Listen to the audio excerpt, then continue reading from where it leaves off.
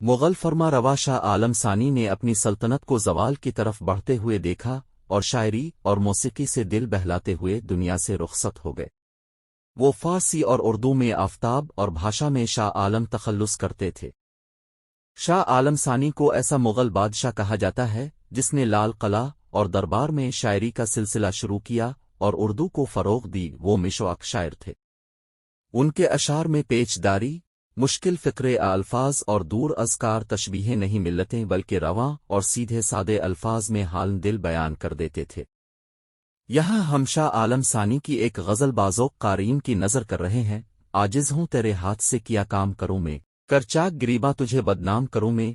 एन्यूट है दून जहाँ में मुझे सब शको तुझी से, क्यों कुछ गाफलाम गर्दिश आवाम करूँ मैं। आवे जो तसरुफ़ में मेरे मैं कदा साकी, एक दिन में खमों के खम इनाम करूँ मैं। हैरां हूँ तेरे हिजर में किस तरह से प्यारे, शब रोज़ को और सुबह के तई शाम करूँ मैं।